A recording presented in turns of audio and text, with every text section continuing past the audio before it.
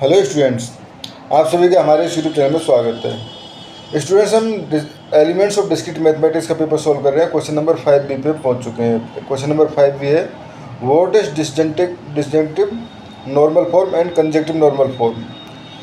Find DN form and CN form of the following Boolean function. ठीक है, तो पहले हम समझ लेते हैं क्या DN और CN होते क्या हैं। ठीक है, DNF, ठीक है, डिसजंक्टिव नॉर्मल फॉर्म। ठीक है, तो any Boolean expression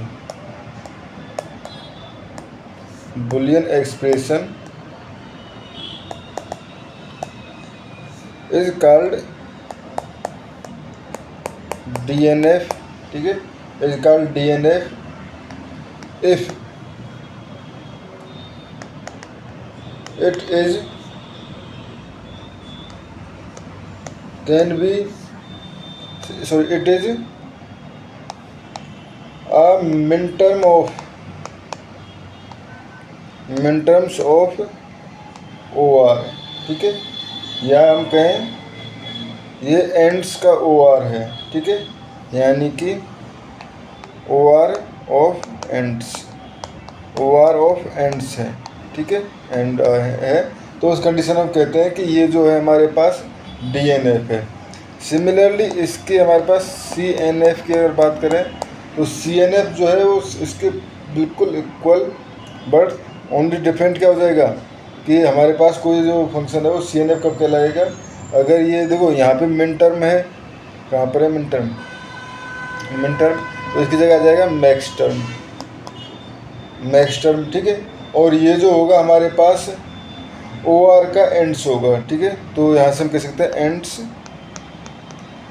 of OR, यानी कि इसमें अगर बात करें तो यहाँ पे जैसे अगर हम बात करें दो एंड्स का, यानी जैसे A.B.C ये ले लिया हमने, 3 एंड्स ले लिए, प्लस A.C। ठीक है, तो यहाँ पे अगर देखें तो ये हमारे पास A.C या A.C कुछ भी ले सकते हो आप। ये हमारे पास देखो एंड्स दोनों हैं, उनका OR ऐड है। ठीक है, यहाँ पे अगर दूसरा एग्जांपल लें इसके लिए हम CR के लिए, तो ये हो जाएगा जैसे A.B.C बार प्लस A.C। ठीक है, तो अब ये क्या है हमारे पास, देखो यहाँ पे हमारे पास एंड्स हैं। ठीक है, ये दोनों बट उनका OR हो रखा है। ठीक है, तो ये हमारे पास DNF एंड CNF हो चुका है। ठीक है, अब हम क्वेश्चन सॉल्व करते हैं।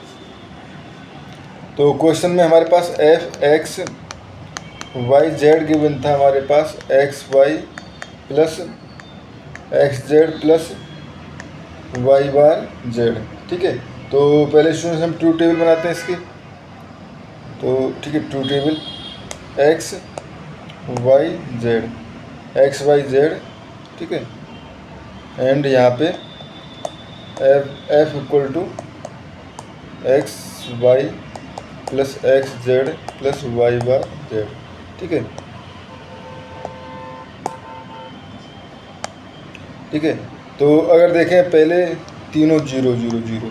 ठीक है, तो उस कंडीशन में क्या होगा, ये टर्म 0, ये टर्म 0, ये टर्म 0 0। ठीक है, ये शायद आप ये लेके चल रहा हूँ स्टूडेंट्स कि आप ये ईजीली f जो है वो निकाल लोगे। ठीक है, तो उसके बाद फिर से अगर हम देखें 0 0 1 सेकंड केस बनेगा तो यहाँ 1 आ जाएगा। ठीक है, उसके बाद थर्ड केस आएगा 0 1 0। ठीक है, तो इस केस में यहाँ पे हमारे पास 0 आ जाएगा। नेक्स्ट अगर हम केस लें 0 1 0 1। ठीक है, तो इस केस में यहाँ पे हमारे पास 0 आ जाएगा। उसके बाद 1 0 0। ठीक है, तो 1 0 0 के केस में यहाँ आ जाएगा हमारे पास 1 0 0 के केस में आ जाएगा स्टूडेंट्स हमारे पास 0। ठीक है, उसके बाद आएगा नेक्स्ट आएगा हमारे पास 1 0 1। ठीक है, तो 1 0 1 आपका हो जाएगा 1। ठीक है, उसके बाद 1 1 0, ये भी 1 आएगा। ठीक है, इसके बाद आएगा 1 1 1। ठीक है, इसको भी सॉल्व करोगे तो आपके पास 1 आएगा। ठीक है स्टूडेंट्स, तो ये आपके पास ट्रूथ टेबल आ चुकी है। ठीक है, तो अब हम क्या करेंगे, अब हम करेंगे कैनोनिकल CNF निकालेंगे, ठीक है। DNF निकालेंगे बेसिकली, सॉरी DNF, पहले DNF निकालते हैं। तो यहाँ पे अगर हम देखें,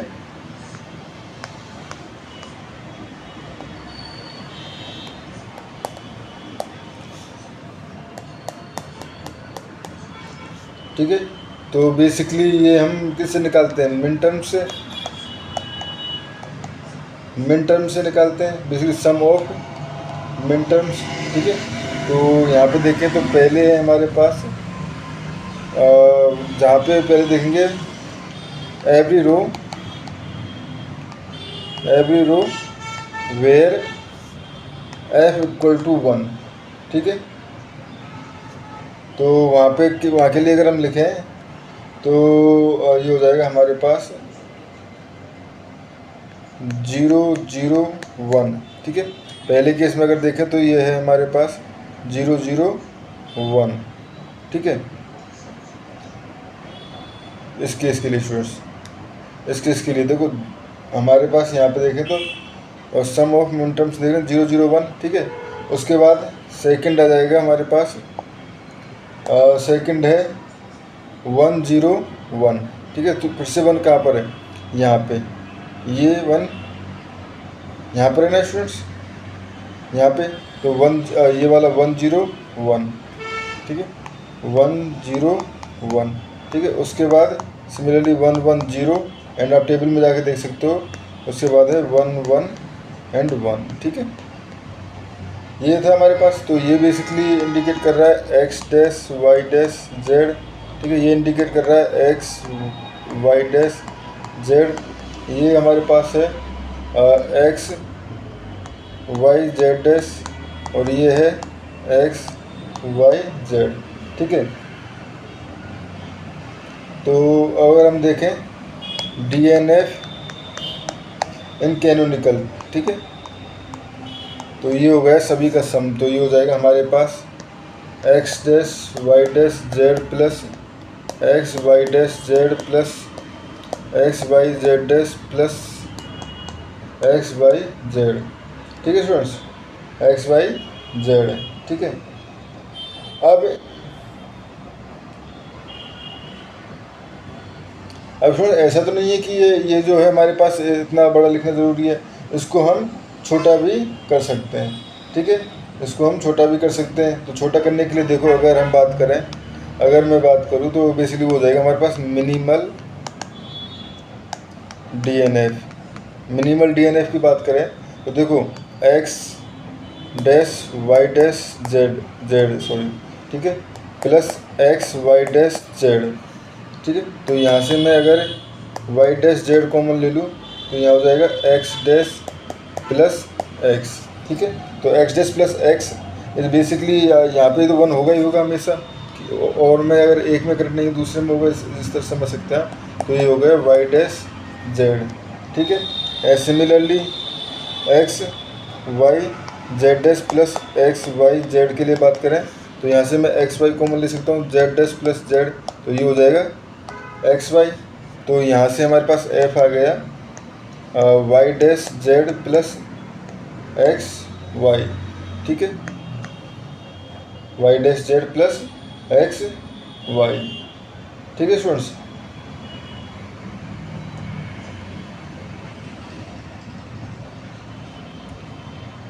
ये ठीक है x y, ठीक है, ये हो गया स्टूडेंट्स।